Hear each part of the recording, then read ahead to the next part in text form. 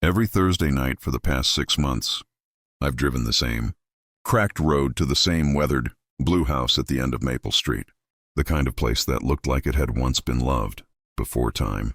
Wind and loneliness stripped it bare. The paint peeled off the shutters like old skin. The porch light flickered weakly, fighting to stay alive. And every time I parked my beat-up Honda by the curb, the air carried that faint scent of rain and pine, the smell of endings. Inside that house lived an old man named Mr. Hendrik Voss, though everyone at Tony's Pizza just called him the Thursday guy. No one knew much about him, except that he always ordered the same thing: large pepperoni pizza, extra cheese, no sides. And every time I delivered it, the same strange ritual followed. He'd open the door wearing the same gray cardigan and pressed khakis.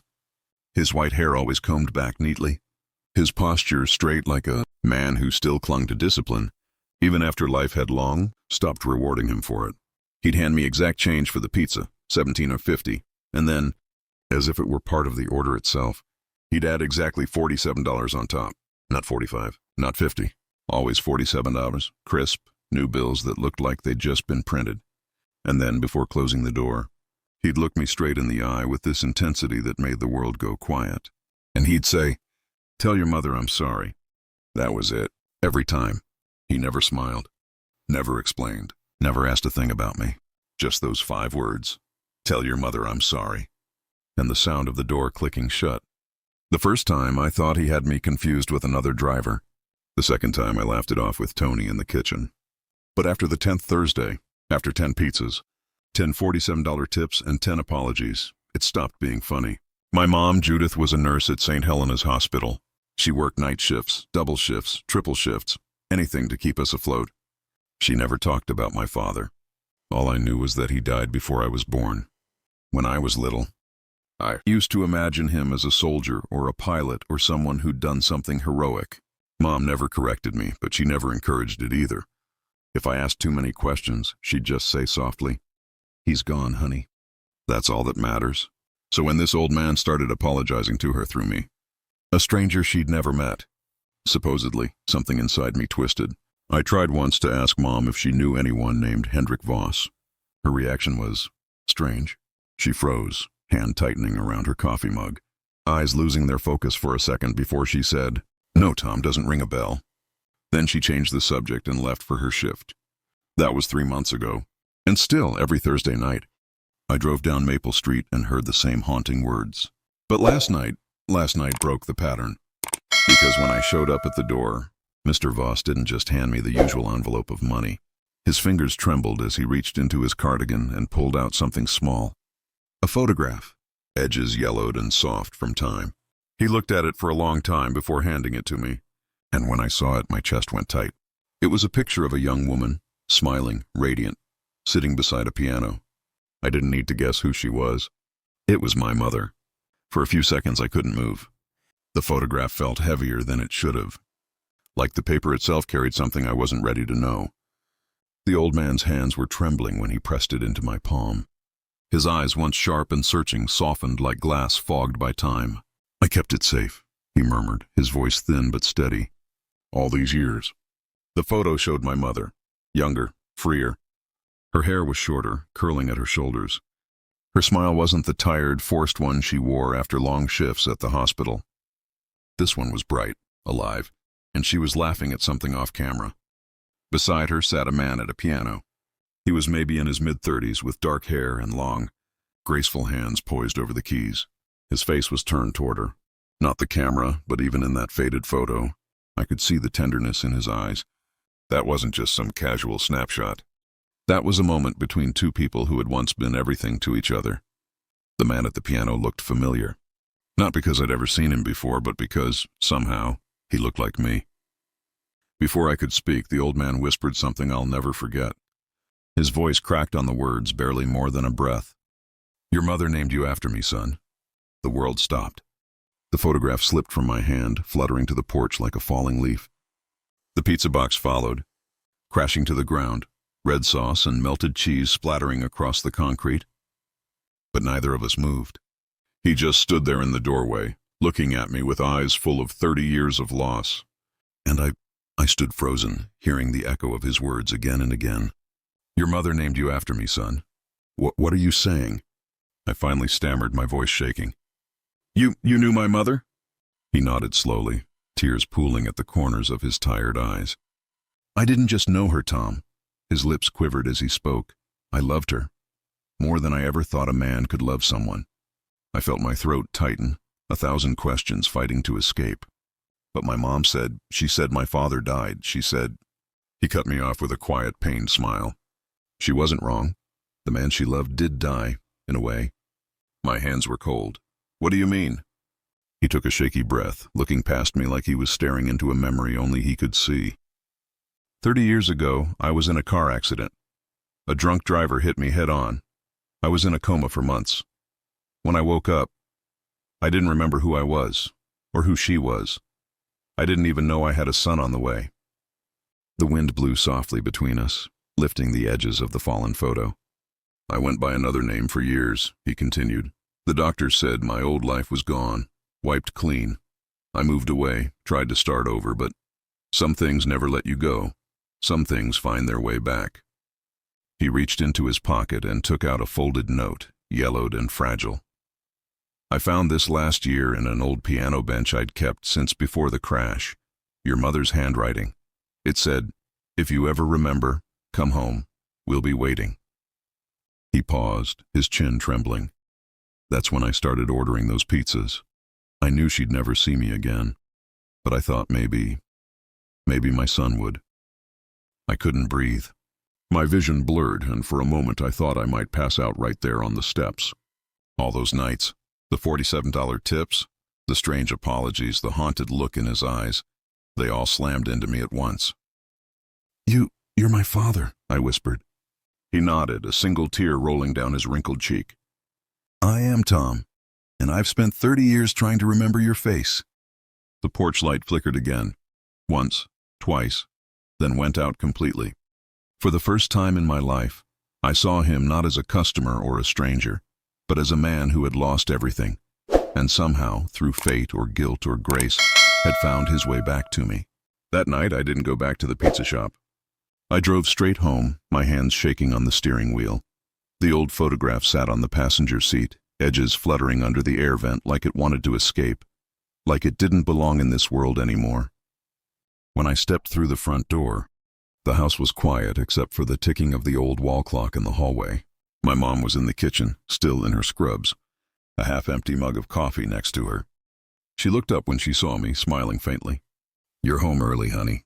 I didn't answer. I just set the photograph down on the table, face up. Her smile froze. Her hand stopped mid-air, fingers trembling as if the picture itself had pulled the breath out of her lungs. Where did you get this? She whispered. I sat across from her, the weight of everything pressing down on my chest. The man who orders the pizza every Friday night, I said quietly. He gave it to me. Her eyes darted up to meet mine, fear, recognition, and something deeper, guilt. She reached for the photo, but I slid it closer to me. Who is he, Mom? I asked, my voice cracking. Because he said something tonight, something I can't stop hearing. She didn't speak. Her fingers found the edge of the mug, gripping it tight like it was the only thing holding her upright. He said, I swallowed hard. He said you named me after him. The silence that followed was deafening.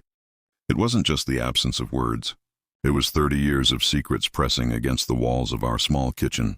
Tears welled in her eyes before she finally whispered, Tom, you were never supposed to meet him. I stared at her, every word like a blow to the chest. You told me my father died, I said. You made me light candles for him every year on his birthday. She nodded slowly, a tear spilling down her cheek. I had to, because in every way that mattered, he did die. She took the photo in her trembling hands, tracing the image of the man at the piano with her thumb. His name was Thomas Gray, the kindest soul I ever met. He used to play for the small-town orchestra, remember? You used to fall asleep to his music before you could even talk. Her voice broke. And then one night he didn't come home. They told me he'd been in a car accident, that he'd survived, but he didn't remember anything. Not me, not the music, nothing. She looked up at me through blurry eyes. I tried to see him at the hospital, but he didn't even recognize my name. His family moved him out of town for therapy. After that, I never saw him again. I sat there frozen. The air felt too heavy to breathe. She reached across the table, her hand trembling as it rested over mine. "I wanted to tell you," she said softly, "but I didn't want you to grow up waiting for someone who wasn't coming back." My throat tightened, words stuck somewhere between anger and heartbreak. "But he did come back, Mom. He's been living 3 blocks from us this whole time. Alone, ordering pizza just to see me." Her lips parted, but no sound came out. Then slowly she covered her mouth, as if the truth itself was too painful to let escape. "Oh my God," she whispered. He remembered. I leaned back, my mind spinning. Everything I thought I knew about my life, my childhood, my father, all of it cracked open under the weight of that one moment. And then my mom did something I'd never seen before. She stood up, grabbed her coat, and whispered, "Take me to him, Tom." The drive back to Maple Street felt like moving through a dream that didn't want to end. The rain had started again, thin streaks tracing ghostly lines across the windshield.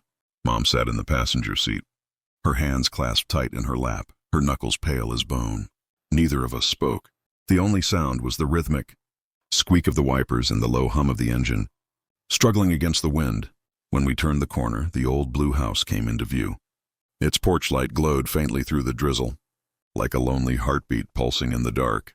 I parked the car but kept my hands on the wheel, suddenly afraid of what would happen once we stepped outside. Mom stared through the windshield, her breath fogging the glass. "He really lives here?" she asked, her voice barely audible. I nodded. "Every Thursday night. Same order, same tip, same apology." Her lips trembled. She reached for the door handle but stopped halfway, taking a deep breath. "After all these years, what do you even say to a man who doesn't remember breaking your heart?" I didn't have an answer. We walked up the cracked driveway together, side by side. The porch creaked beneath our weight, each step sounding like time itself protesting our intrusion. I could feel her shaking beside me, so I gently took her hand. For a moment she just stood there, staring at the chipped paint on the door, the faint reflection of herself in the window. Then she knocked. 3 slow, deliberate taps. The sound echoed inside. There was movement, the shuffle of slippers against the floorboards. And then the door opened. Mr. Voss stood there just as he always did. Gray cardigan, calm eyes, the faint smell of coffee and dust. But tonight, when he saw my mother, something inside him seemed to stir. His eyes widened slightly, his breath hitched. He didn't speak at first. He just stared. Then in a voice rough from disuse, he whispered, "Judith?" Her name left his lips like it was sacred, like it had been waiting on the tip of his tongue for 30 years. Mom's hand flew to her mouth. Tears filled her eyes before she could even nod. "It's me, Henry," she choked out. "It's me." For a long moment, no one moved. The air was thick, the rain pattering softly on the porch roof. Then, without another word, he stepped aside and opened the door wider. We entered. The inside of the house looked just like I imagined. Stacks of old sheet music, faded photographs, a piano tucked in the corner with a thin layer of dust. A metronome sat beside it, still ticking faintly as if it had never stopped keeping time, even when he couldn't remember the melody. Mom walked slowly toward the piano, running her fingers across the keys. "You used to play this for me," she said softly, "every night before bed." He watched her, eyes glistening. "I didn't remember," he murmured. "Not until a few months ago, when your boy started showing up with those pizzas. Something about his face, his voice, it kept tugging at something inside me." Mom turned toward him, tears spilling freely now. "Why didn't you tell me?" He swallowed hard. "Because I wasn't sure if it was real. Every Thursday I'd tell him to tell you I was sorry. I didn't even know what for, I just knew I needed to say it." Silence stretched between them, not awkward but sacred, like 2 souls relearning the sound of each other's heartbeat. Finally, he took a step forward, his hand trembling as he reached out. "I may not remember everything," he whispered, "but I remember loving you." And that was it. The wall between them crumbled. Mom broke down, collapsing into his arms, sobbing like the years had finally caught up to her. He held her like he'd never let go again, his own tears falling onto her shoulder. I stood there in the doorway, my throat tight, watching 2 lives finally reconnect in the house that time had forgotten. For the first time in 6 months, the silence that always hung in that home was replaced by the faint sound of a piano. Key. A single note. Trembling, honest, and alive. It wasn't a song yet, but it was a start. The next few days felt unreal. like the world had shifted just slightly out of focus. Mom stayed by Henry's side most of the weekend, talking, crying, and laughing in fragments that felt like borrowed time. Sometimes they'd sit in silence for hours, her hand resting on his, the kind of silence that said everything words couldn't. I visited again that Sunday evening. The rain had stopped, but the air still smelled like wet earth and second chances. When I knocked, it wasn't the hesitant tap of a delivery boy this time. It was the knock of someone coming home. Henry opened the door with a soft smile. "Tom," he said, my name rolling out of him like he'd practiced it 1,000 times in his head. "Come in, son." That word, son, hit me right in the chest every time. He looked better, lighter. The deep lines around his eyes seemed to have softened since the last time I'd seen him. Mom was sitting on the couch, a cup of tea cradled in her hands. There was an old photo album open on the coffee table, its pages a timeline of love and loss. I sat down beside them, glancing at the photos, a younger version of Henry, his arm around Mom at a fairground, another of them at a piano, her smile brighter than sunlight. Then one that stopped me cold. It was Mom, pregnant, sitting beside a man who looked proud enough to lift the world. That man was Henry. I couldn't speak for a moment. I just kept tracing the edge of the picture, my fingers shaking. Henry watched me, then said quietly, "That was the day we decided your name." Mom looked up, her eyes glassy. "He wanted to name you after his father," she said softly. "But I insisted we use his name. I told him it was the only way I could keep a piece of him if anything ever happened." Henry smiled faintly, his eyes distant. "Tom Voss," he said slowly, as if tasting the name, reclaiming it. "I never knew." That was mine too. We sat in silence, the weight of it all settling over us. After a few minutes, I finally asked the question that had been gnawing at me for months. "Why $47? Henry blinked, confused for a moment. Then his expression softened, and he chuckled under his breath. 47, he repeated. "You noticed that, huh?" He reached for a small wooden box on the piano, the kind that looked too delicate to open without permission. From inside, he pulled out a folded piece of paper, yellowed with age, and handed it to me. I unfolded it carefully. It was a hospital bill. April 7th, 1997, Judith Voss, labor and delivery. At the bottom, circled in blue ink, was the amount, $47. Mom gasped when she saw it. Her hand flew to her mouth. "Henry, this was the last thing you paid for before." He nodded slowly. "Before the accident, before I lost everything." He looked at me then, his eyes shimmering. I didn't know why that number haunted me. I just remembered it. Every time your boy came to the door, I felt this pull, this need to make something right. $47, over and over, like a message from the part of me that refused to forget her, or you. Mom started crying again, quiet tears that came from somewhere deep. I felt my throat tighten as I stared at the bill. It was crinkled, fragile, yet it carried more meaning than anything I'd ever held. Henry leaned back in his chair, his voice trembling. "That number was my anchor," he whispered. "The only thing I had left of you two. I didn't know your faces, but I knew 47. I knew it mattered." He laughed weakly then, brushing away his own tears. "Guess my memory wasn't as gone as I thought." Mom reached over, placing her hand on his. "Henry," she said softly, "you never really left. You just found your way back one delivery at a time." And in that quiet room, with the sound of rain still dripping from the eaves, with the scent of coffee and nostalgia in the air, I finally understood.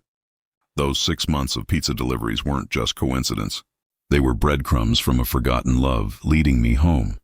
That night, Henry asked if I'd stay for dinner. I did. We sat together at the table, father, mother, son, with a pizza in the middle and the ghost of the past finally at peace. The following week, I started visiting Henry every evening after my shift at Tony's Pizza, not as his delivery boy anymore, but as his son. Each night felt like peeling back another layer of a story I never knew I was part of. We'd sit in that cozy, time-worn living room, surrounded by books that smelled like memory and dust, while my mom brewed tea and hummed under her breath, a tune that sounded strangely familiar, though I couldn't place it. One night, when the house was quiet except for the rhythmic ticking of the grandfather clock, Henry looked at me with a faraway expression and asked, "Tom, do you know how your mother and I met?" I shook my head. He smiled faintly.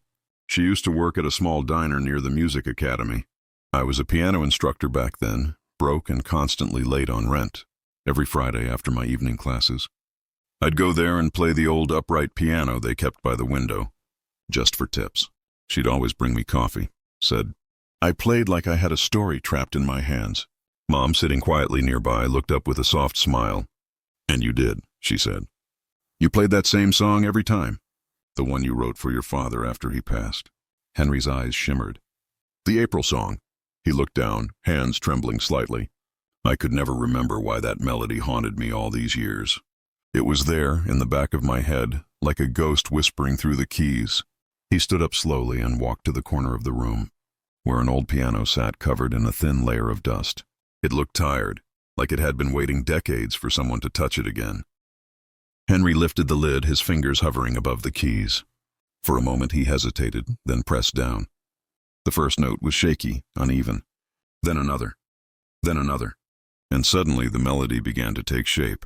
It was gentle, melancholy, but full of warmth, like sunlight spilling through rain clouds. Mom covered her mouth as the notes filled the room. I watched her shoulders tremble, tears sliding silently down her face. Then Henry's voice, raspy but sure, broke through the music.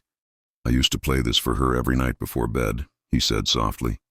And when you were born, Tom, I played it while you slept in the hospital crib. I didn't know that until now, but I remember it. I remember you. The room went still. My heart felt like it was expanding and breaking at the same time. He turned toward me, his eyes wet but bright, like someone seeing color after a lifetime of gray. I used to call it the April song because you were born in April, he said. That was the last thing I wrote before the accident, and the only thing I never forgot. Mom reached for his shoulder, and he took her hand, fingers trembling against hers. The two of them just sat there side by side, the melody filling every corner of that small house. When the final note faded, Henry let his hands fall into his lap. The silence that followed wasn't empty.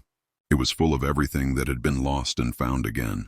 I swallowed hard and whispered, Dad. He looked up, surprised, then smiled. Say that again, he murmured.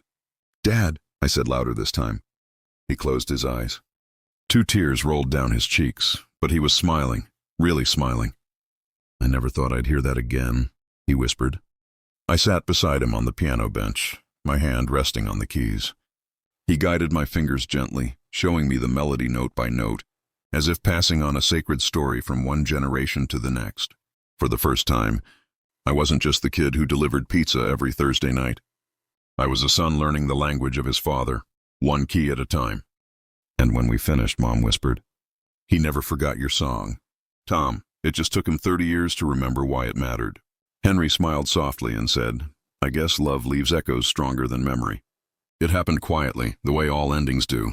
2 months after that night, after the music returned, after we'd begun stitching together the lost years, Henry slipped away in his sleep. There were no hospital beeps, no final words. Just a gentle stillness, a smile on his face, and the April song sheet music resting open on the piano. When Mom called me that morning, her voice was small, fragile, the way light sounds when it breaks through rain. Tom, she whispered, he's gone. The world went still.